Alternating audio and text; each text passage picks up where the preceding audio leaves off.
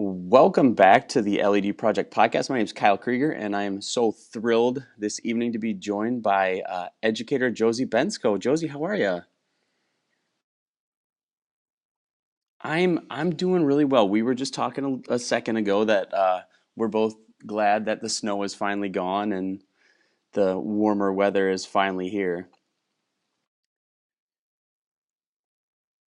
Right. Did you get hit bad with that last snowstorm, not this past weekend, but the prior weekend?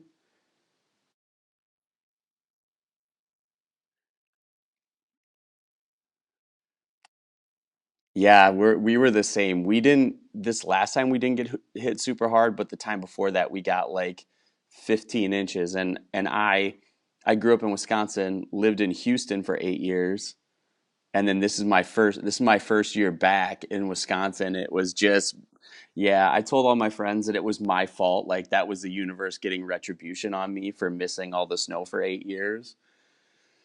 So, yeah, so you can blame me for your bad weather that so, all right. Well, the funny part was though too, the year before I moved, they had a big hurricane, and the hurricane down there came 2 weeks after I left. So I don't know. Well, yeah, according to that, it was good though. So all right. So to get started, we have these cards that we got from a friend. His name's Chad Littlefield. He runs a company called We and Me, and we use them with students and like in professional developments just to encourage conversation. So this is a green one. And it's a lighter question. And the question is, what do you have on your refrigerator door?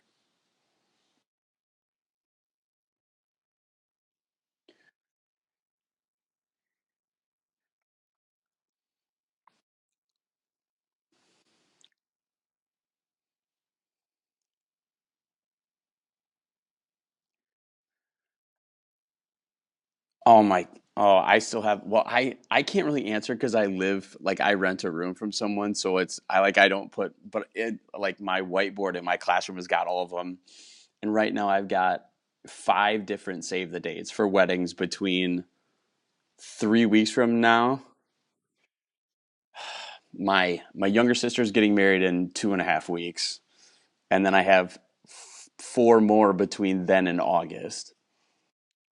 So I've got a bunch of those, and then I've got a few pictures of my nephews, and I've got a few friends from Houston who sent me their Christmas cards. So that was really nice. So yeah, I don't have a refrigerator. Yeah, and they have like different categories. So like blue is really thought provoking, and purple is like a deeper question. And they give you all this like the pack of cards, so it looks like this. It comes in a box like this. Their website is weand.me. So yeah, and yeah, I mean they're great with kids, but we were at a conference at the University of New Mexico, and Chad facilitated it with 400 teachers in the room. So and they're really cool. So and Chad is a super cool guy. We've been friends with him for a long time, so we like to give him a shout out whenever we can. So all right, first real question: who was your favorite teacher and why?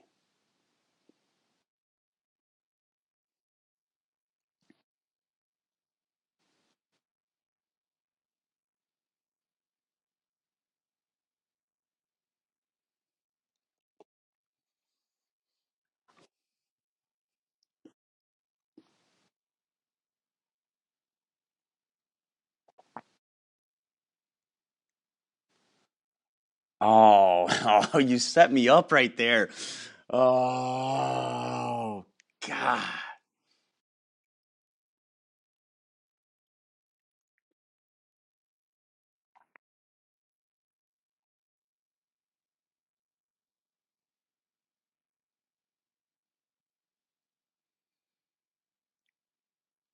Did you call her Miss B or did you call her mom in class?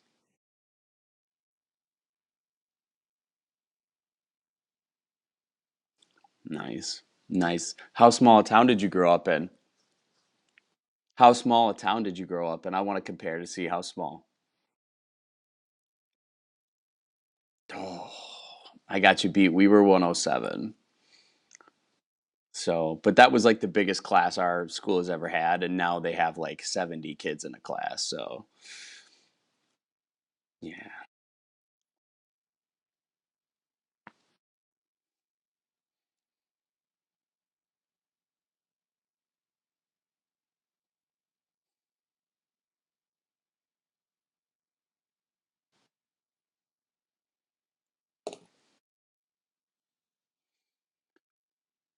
Is she still teaching?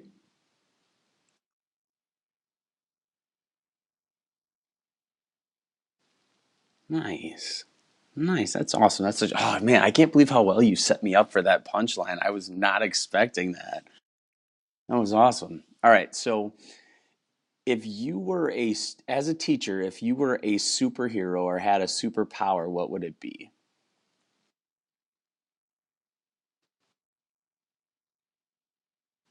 So,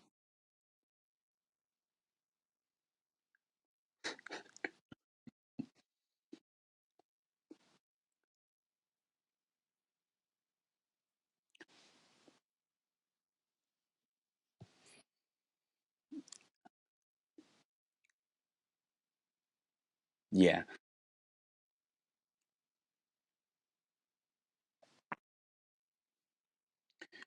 that's a good enough answer.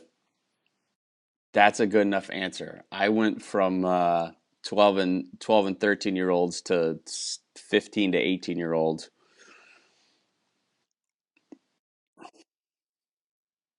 I Oh yeah, you have to. Oh, you have to be able to do that. So, all right. So on to a little more serious question. What is your take on the state of education right now?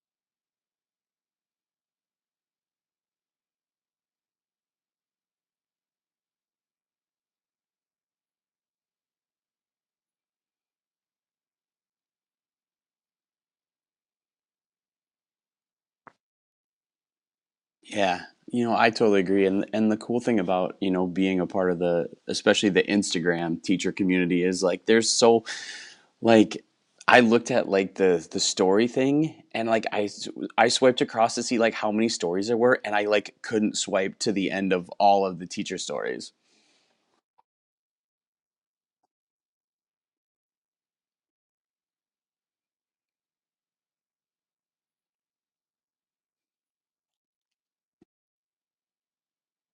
Yeah, and and even when you're having like any of us are having a bad day, like people talk about it, but it's not like they don't ever go crazy and hate on everybody.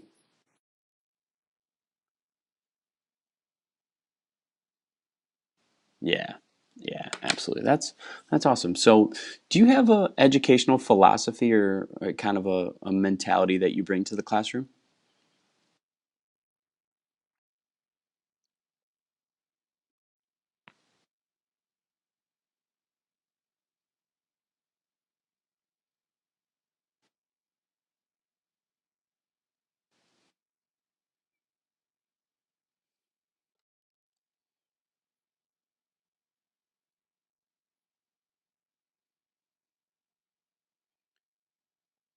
Perfect. So that really kind of um I'm just really like I'm all about the relationship piece. Like I really um I just I I'm having a harder and harder time every year like with the amount of content that we're giving kids just because I think the they can find it so easily. They don't need to be bombarded and I left urban, Title One school district in Houston and came to a very like well off small town, probably a lot like you grew up. And these kids got just as many problems. And it's just like the relationship piece for me, I know that's what's impactful. I mean, and obviously it's easy for you to say because your mom was your favorite teacher, but I know you've had other teachers that really impacted you, and it's never because of how or what they taught. It was because of that relationship and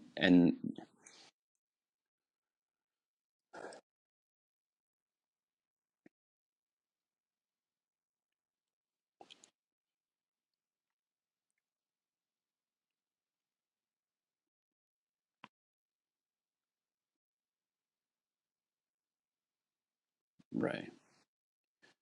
And the funny thing with that too is, and I was telling the story the other night when we were on with someone, like I have a study hall which is just like 100 kids in our commons, like supposed to be doing work.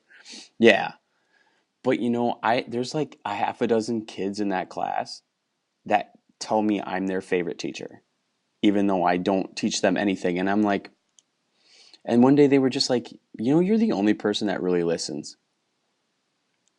And yeah, I mean, and oh gosh, what's going on? Hold on. I don't, the one time I am on the phone, somebody tries to call me. So that's okay. Sorry. Um, but it's just, I mean, like you said, it's such a compliment for me. But then on the same token, it really like breaks my heart at times because these kids are like, I don't, let me ask you, when did you get your first cell phone?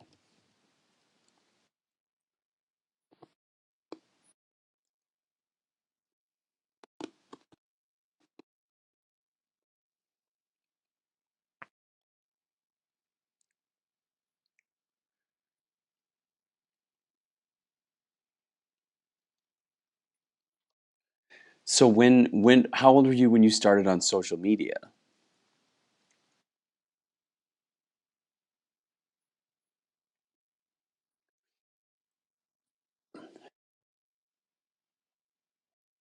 Okay.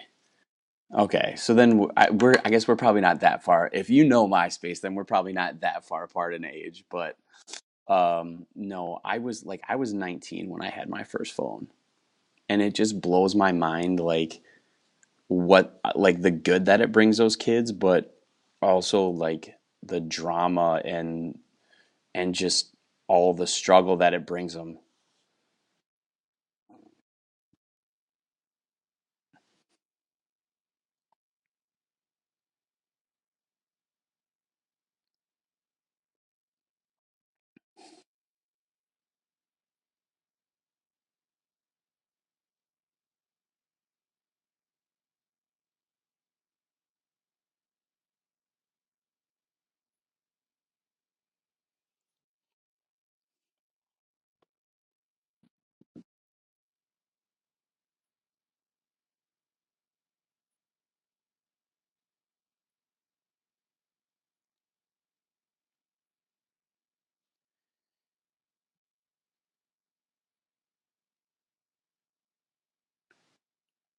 Oh yeah, and at our high school, our kids are supposed to put them in these. We have like the calculator sleeves that we used to have, like that go on the door.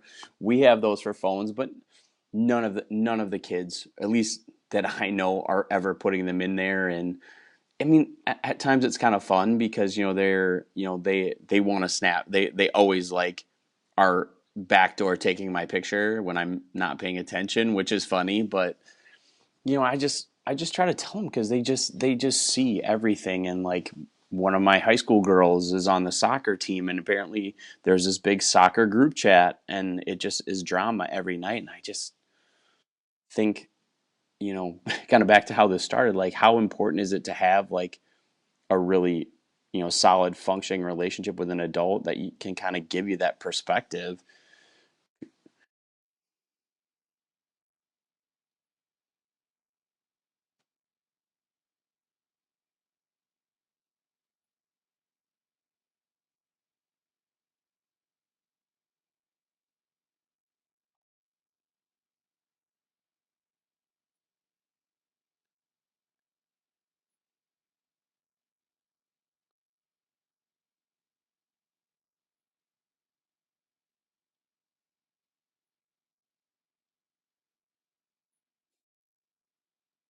Yeah, I mean, and I can tell you too, like how many, I don't know how many kids that I see every day and I interact with that I hate to admit that I don't even really know their name because I just see them in passing and just have conversations with them. But, me too from coaching, like that's some, and I think it goes to the fact that what we do is so far beyond the content and there's so many opportunities for us to really like engage and have that relationship with kids that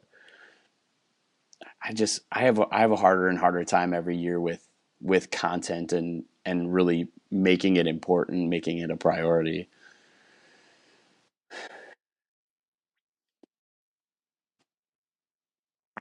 Yeah. Yeah, I'll agree. All right. So coming back to what you said to engagement. So like I was never really like a science guy, but I think had you been my teacher, I think I would have really liked it. So how do you, obviously your passion you have a passion, but how does that come across to your students and how does that foster engagement with them?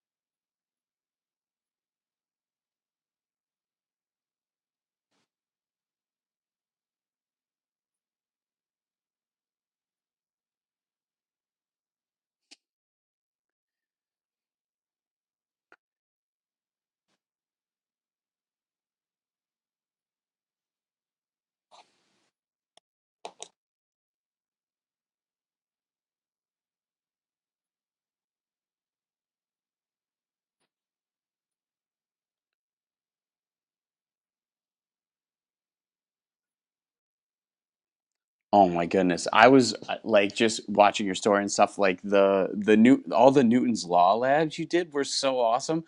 And like I wanted to go and set a bucket like out in the driveway and run to see if I could get the ball to go in the bucket cuz I was just like but it's such a that's such a I know I should have. I might have to do it just and like add it to my Instagram story. But I don't know how I'm going to video myself doing it. Not going to work, but like I just feel like that's such a simple like activity for them to do, but it seems so concrete in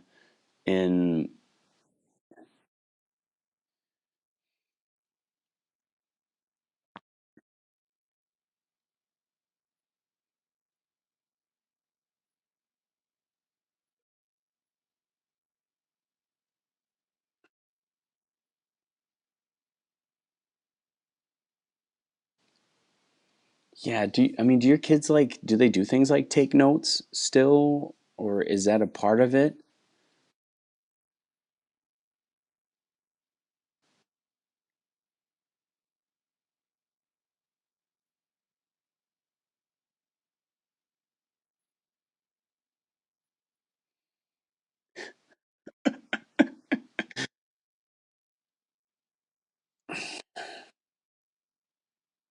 Right.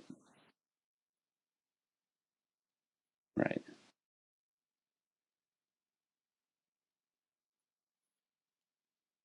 Right.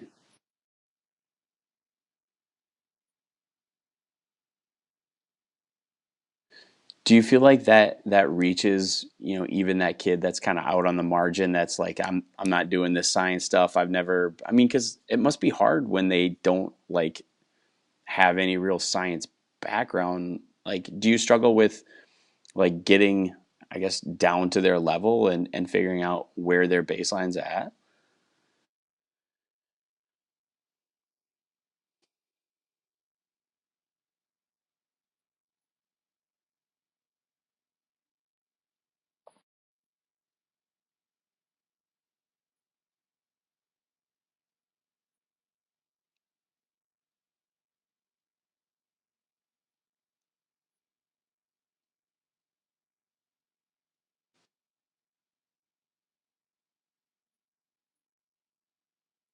Right.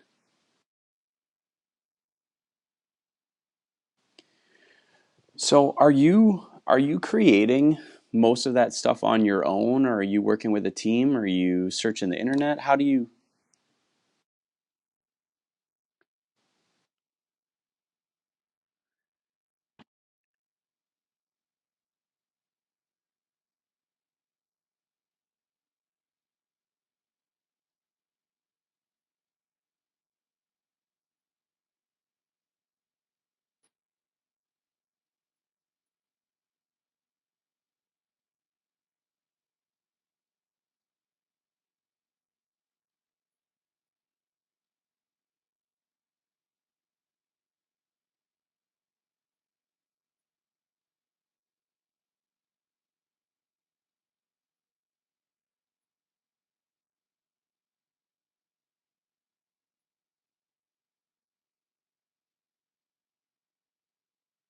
Yeah.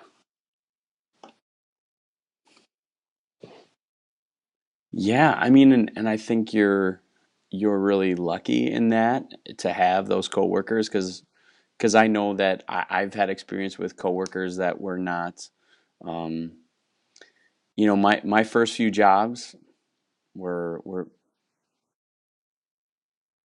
right, right. My issue was I grew up in Wisconsin and I took a job in Houston, and the first class I taught was a full year of Texas history. Because down there they love Texas. I don't know if you know that about Texans. They.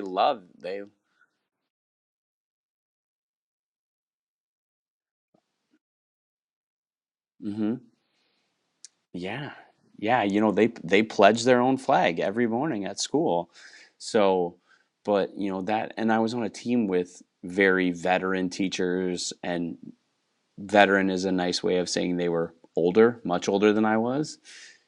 So they were old school, like get in your desk, sit down, you're gonna do this, you're not, and it just didn't jive with what I wanted to do. So, but I've also then been on very awesome teams, and I was super fortunate, and like my partner in the podcast, like we taught on the same team. So you get the good with the bad. But yeah. All right, so you talked about music. So what is like, where starting backing up, like where did your love of music come from?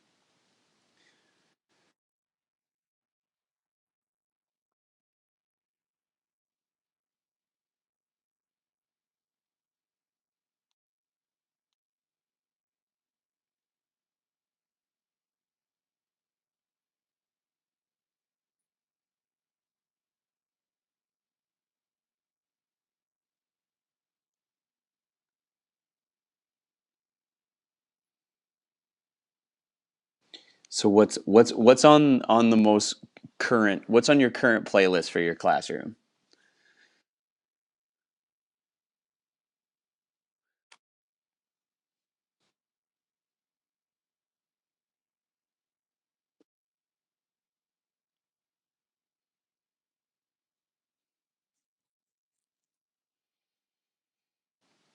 Yeah.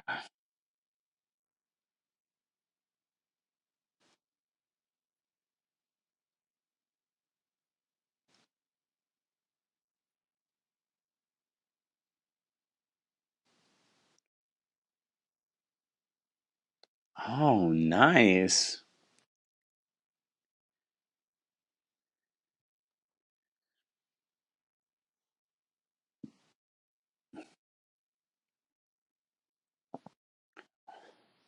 My high school kids are like always saying the names of these different rappers that I have no idea. And I was just like, "Hey, I listen to rap, but I listen to rap where I could still like understand what they were saying."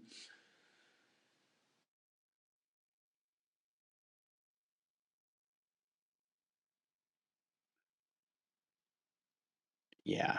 Yeah. Usually when I was gonna say, usually when they complain, I just put the Justin Bieber on, and then they just stop because they know that I'm done messing around.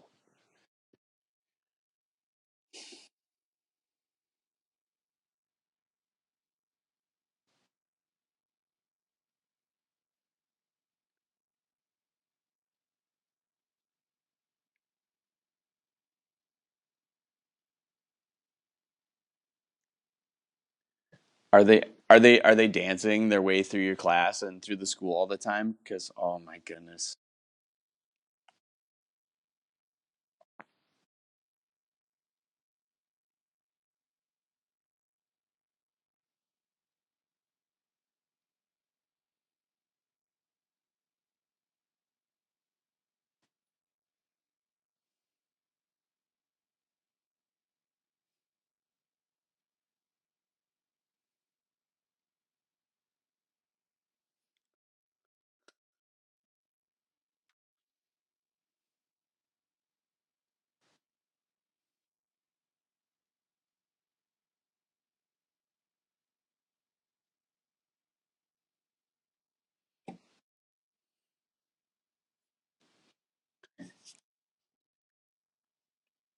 Do do you struggle with them understanding like what the songs mean? I mean, because in sixth grade they should have a pretty good idea, but I just felt like when I was at that age group, like they would say words that I was like, you really don't know what that means, because if you did, you wouldn't say it.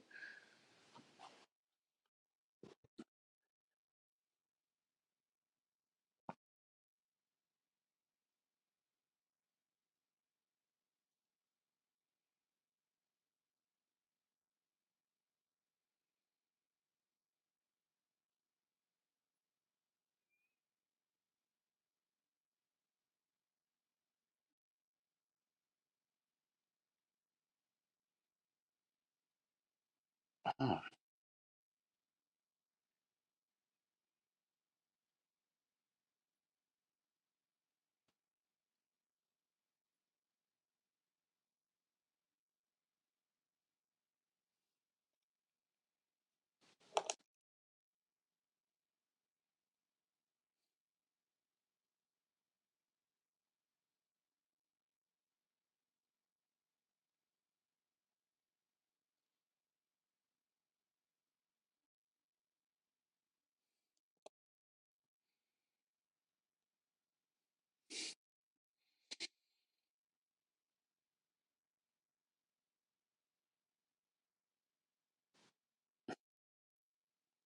it's so funny. Like, do you know the song by the rap song by Drum called Broccoli? Oh my God, I had kids that were just like, "Come on, play it. It's just talking about vegetables." And I was like, "No, no, no." Ah, so funny though. So, all right. So, coming back to kind of what you said were your main things, your kind of philosophy, how do you go about building relationships? Are there some tangible things that you try to do, or is it just kind of something that comes naturally to you?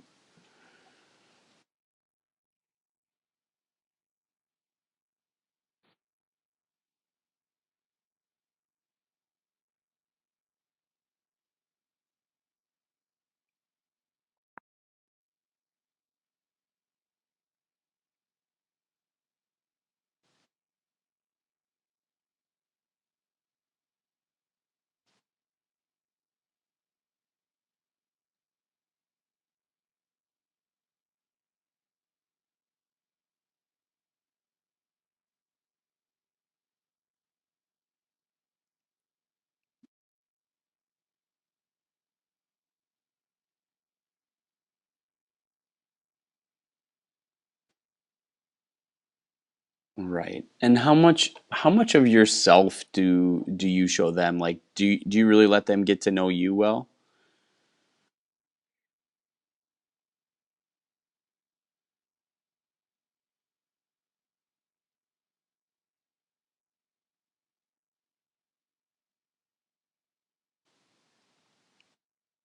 Oh, well, well, for me, like the high schoolers, like, and I'm sure your sixth graders know this too. Like, these kids know when someone's not being real with them.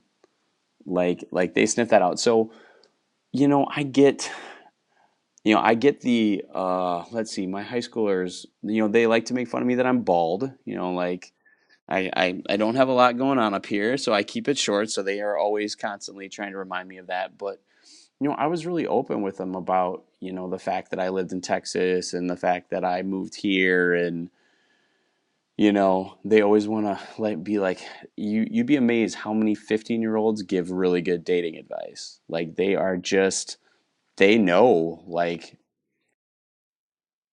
they're just they're like, "Coach, you better get on Tinder because you're not very young anymore and your window's closing."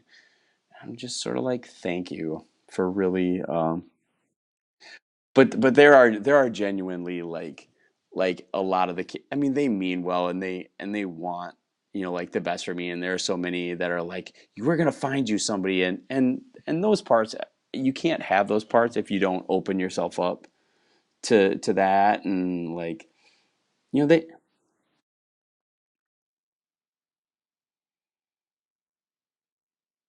Yeah, absolutely so.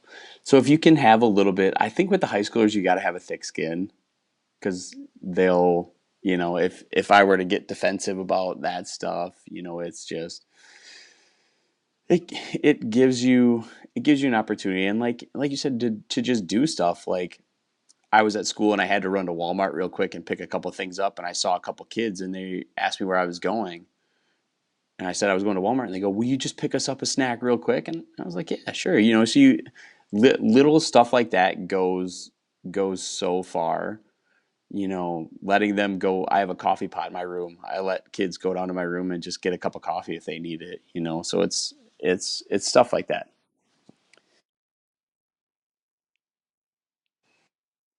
Nice, nice. All right. So I definitely want to be respectful of your time. I know you're busy as the teacher is. So can you talk a little bit about your new website and your blog, which is really awesome, by the way?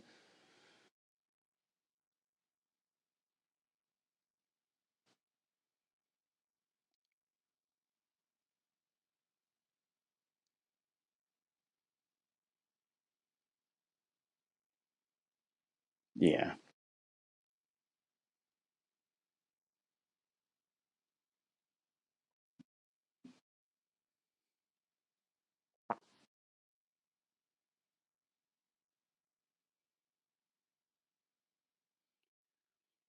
Awesome. And are you getting a lot of like messages on Instagram? Are you just like constantly replying to people who are asking questions about your lessons and stuff like that?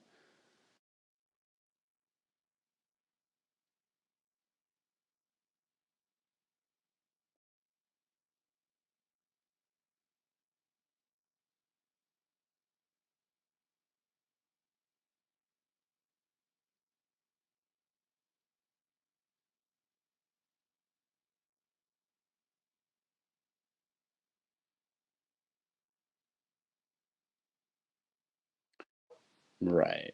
Right. I mean, and I just worry because like is there a way do you turn your notifications off when you're at school or something like that? Because I feel like it would drive me bonkers if I was and that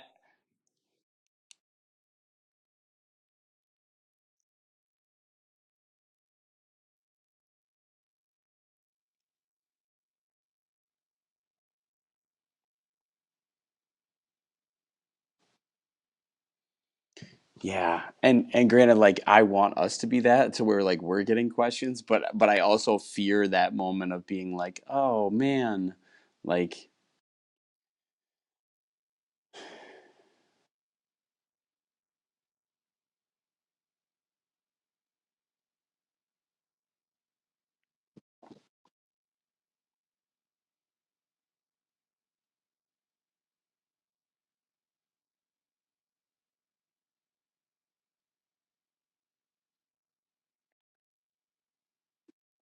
right, right. Yeah, so that's crazy. But I mean, like you said, it's I mean, it's really cool. Like we've had some people just with the podcast like reach out to us and ask us questions and I'm like, wow, this is really fantastic. People want to know what we're doing. So yeah, yeah. We have a Facebook page as well, but I mean the Facebook I guess the younger and younger teachers, I don't think they use Facebook as much as us in our early 30s people still use Facebook. But yeah, we're trying to build it there and I can't seem like yeah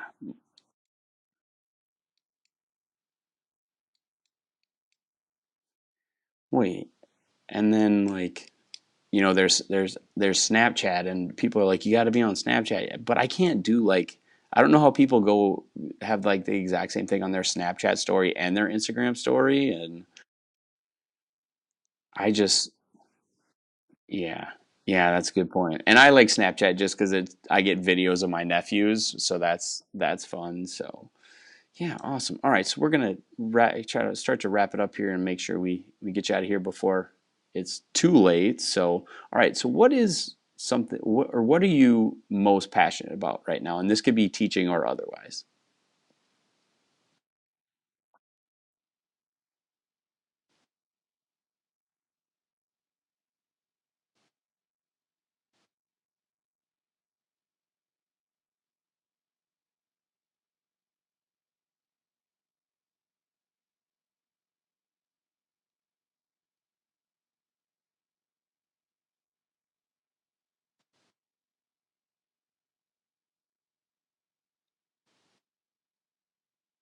No, it doesn't. It does not.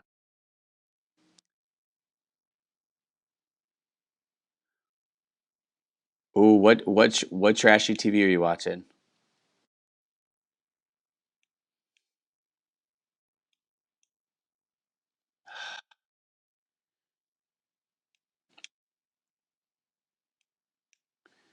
I just can't like I can't bring myself to like to get into it. Well, I don't it's not that I love or hate it. I think I would just if I got into it, I think I would be hooked, and I don't want to let them get my the hooks into me. So, yeah, what did you think of the guy who picked the one girl on The Bachelor and then left for the other girl? So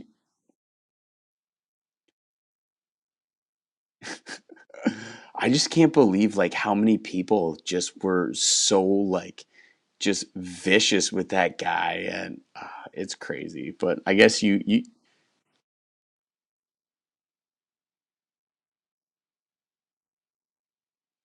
yeah. And it doesn't seem like a lot of those bachelor bachelorette relationships ever really work out in the end. All right. So, what is the best advice you've ever been given and who gave it to you?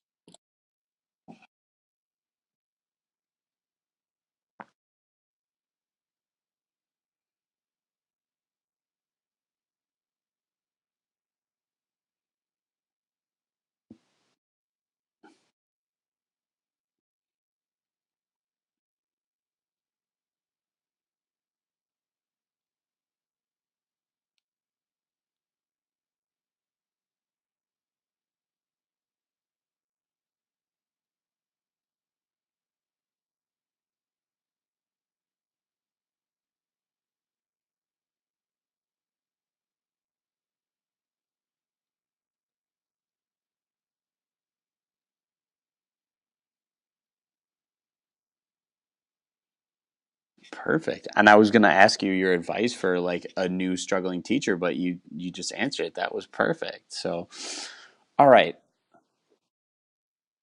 Oh, oh, yeah, and and I think I've learned that too. I think just that lesson of either everything will get done or learning how to like prioritize the things that really need to get done and not like you said, not trying to do so much. Because I coached football through the fall and basketball through the winter, so once that was done, like 3:50 is my go time. I'm like out the door.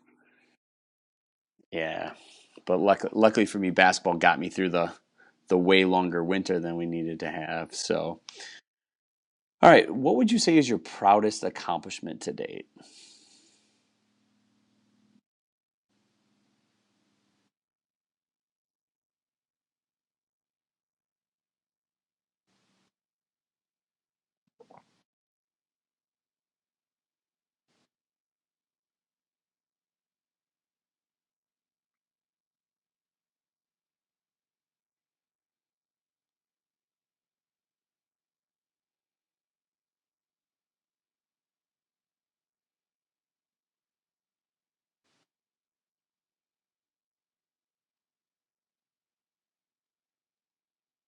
Yeah, it's crazy for me because my first group of seventh graders from 2009 are like graduating college and becoming adults, and a couple of them are parents, and they send me messages, and at first it was like, hey, will you help me with the scholarship thing, and now they're like, hey, will you be a reference on a job for me, and I just am like, oh God, makes me, yeah. Right, right. All right. So people that want to follow you, where's the best place or the best way that they can follow you?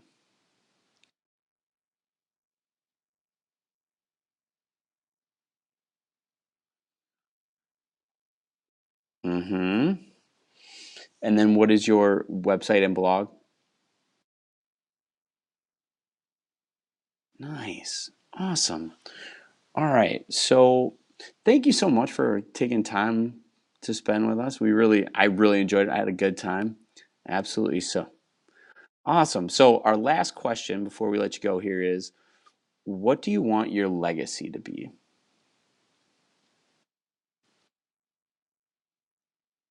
Either, either, either. Any and all variations.